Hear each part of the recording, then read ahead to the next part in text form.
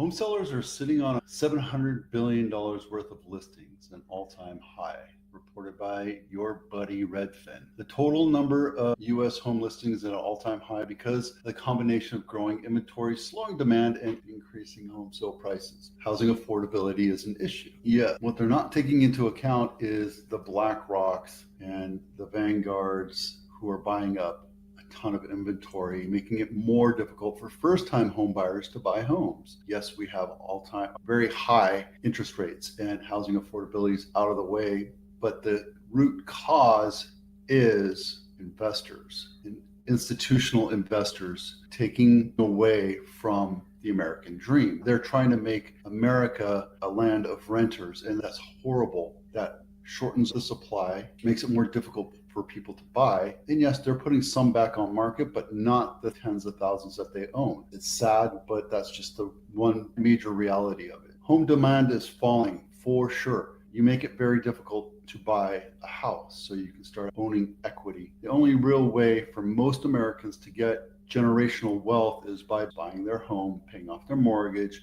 helping their children buy a home and pay off their mortgage. That increases their generational wealth by a factor of 10. When institutional investors take first-time homebuyer homes away from them, it makes it more difficult. And yes, we're going through a lot of propaganda right now saying that there's a recession, interest rates are high, and housing affordability is out there. But those are systemic problems due to the actual issue. The issue is that we're allowing institutional buyers to buy up swaths of our period. 44% of listings have been lingering on the market for 60 plus days. Not true here in Santa Clara County. It's a lot smaller than that, but that's because Santa Clara County has a lot more demand than Modesto or St. Louis or Austin. There's $331 billion of stale inventory on the market. Now, that's up 20% of last year. And they say this is one way to quantify this buyer's market. Is it a buyer's market? Though, if your house is priced right and it looks good and everything's taken care of, buyers are going to come and buy that house, right? Yeah, we have a huge inventory of homes that are staying on market for a lot longer. Yes, we have homes that are stagnating because it's the seller saying my house is worth this much. The seller does not command what the sale price is. It's the buyer ultimately. And when the rates are low and there's a lot of demand, that means there's a lot of competition. Prices go up. When there's not a lot of buyers, because rates are 7%, they're going to get picky. They're going to say, this is what I want to buy your house for. Take it or leave it, because I have 5 other houses I'm going to write offers on. It's a totally different dynamic. So I do say that we're in a balanced market right now, simply because there are houses that sell off market. There's houses that sell within 7 days. There's houses that sell for over list price. As a matter of fact, Santa Clara County is enjoying about a 7% over list price average right now. That could change tomorrow. It absolutely can. So just be careful. I'm going to go to this one real quick because this makes sense. This is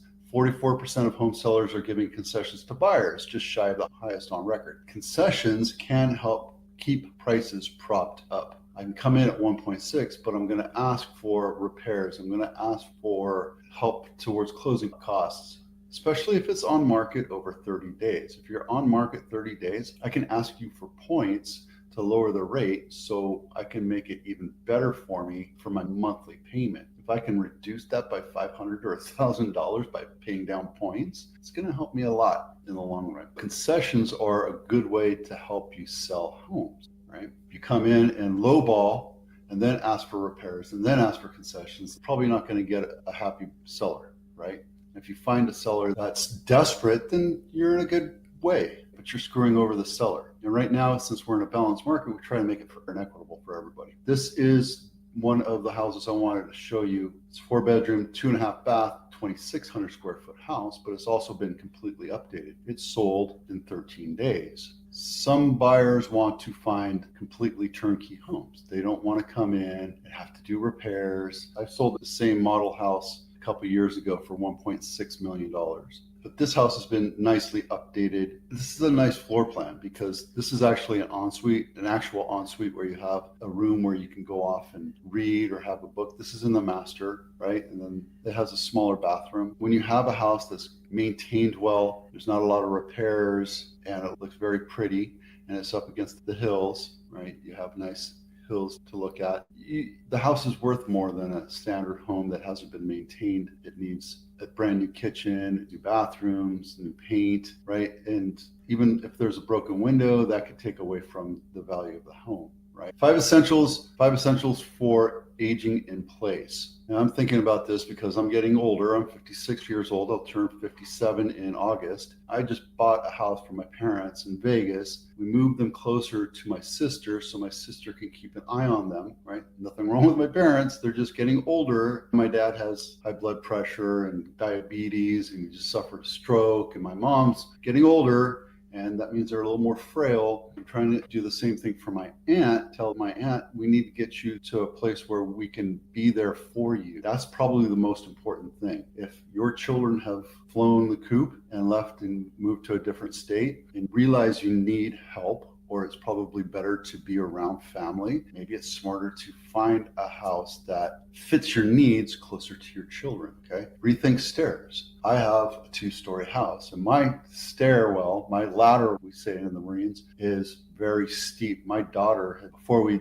took the carpet out, fell down the stairs twice. I've fallen down the stairs when my girls were tiny babies. I was holding both of them and I slipped. I was wearing socks, slipped and jammed my spine really bad, and I couldn't move for a couple minutes. As you get older, stairs are the enemy. So find single-story homes. Get smart about lighting, bright and airy. It makes it so that things are easily identified. Your eyesight tends to go, and when you're looking around in dark areas, it's harder for you to find stuff. Plan for adjustable heights. Look for things that can help you walk into a shower instead of having to step over a tub. Even if you can get the transitionless shower, that's great because you can just walk into it without worrying about tripping. A huge number of seniors hurt themselves in the bathtub or in the shower because they slip, trip, fall, and then they're stuck in there. It's embarrassing. I think my dad did that once too, years ago when they moved to Knoxville. The bathroom is probably the most dangerous place for seniors because there's a lot of hard surfaces. The tub, the toilet, the sinks, the vanities. There's a lot of places that they can bang their head or hurt their hip, and just think of safety for them. Take advantage of technology. There's the, oops, I've fallen, I can't get up. There's newest age-in-place technology can incorporate safe, discrete sensors on the flooring. Other technologies like automatic shutoff for the stove, prevent cooking accidents. I have a barbecue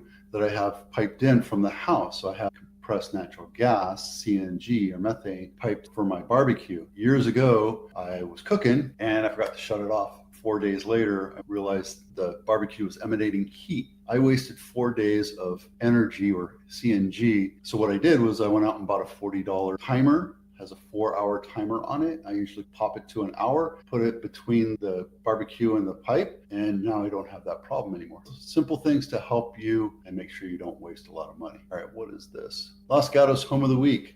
Let's take a quick look at this. There we go. This one is not super close, and it's in the realm of where you'll be hearing a little bit of traffic, which is why it's not super expensive. $2.5 million, 3-bedroom, 2-bath, 1,700 square feet, built in 1955. Let's take a look inside. Nicely updated. Let's take the kitchen. Wow, they did a great job on the kitchen. That's really pretty. Looks like they opened up a bunch of walls and put the pressure on these beams. So that's smart. It's a really nice looking kitchen. See how they have this rim right here? This is not great for seniors because that is a tripping problem right here. Overall, nice house. The problem is it was built in 1955 and the ceilings are low. They're probably 8 foot, 9 foot. That's okay. In a house like this, it's pretty. It's a nice looking house.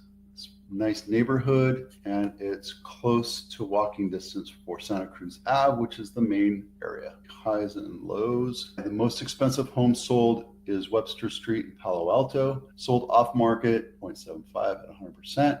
6-bedroom, 5.5 bath, 6,000 square feet on a 1/4 acre lot, built in 2021, sold off market. Comanche Trail is the lowest sales price and the lowest price sales price ratio. Up in the Los Gatos Hills, it took 14 days to sell, 2-bedroom, 1-bath. Original list price was $900, sold for $700. $200,000 off. So guys, there's some deals to be had here, right? Just keep your eyes open. If you're not super picky, look at homes that have been on market for 30 plus days. This one's Mountain View, 2-bedroom, 1-bath, 900 square foot, 5,800 square foot lot, built in 1946. Originally listed at $1 million. It should have sold for 1.5, 1.6, and they got another $75,000 out of it because they knew they could sell it quickly. This is a complete rundown. This is an all cash offer. No lender will put a loan on this unless it's hard money. Floor plan right here is pretty basic, 2-bedroom, 1-bath. What I would have done is tear that sucker down. And that's about the going price for a lot. I think that's a little high for a lot. If you're thinking about putting a new house on it, lot should be going for about 1.5, 1.4. When you drop it to $1 million, you find the right person, and yep, sold a house like that, Glen, this year, not in this good a condition, and we sold it, but it was closer to a 1/4 acre, and I think I sold it for 1.8. So there you go. Here's a rundown of the highest and lowest sold prices. The highest list price was 167%. The lowest list price was 77, which is that one we saw that was sold for $699. Original 900 sold for $7.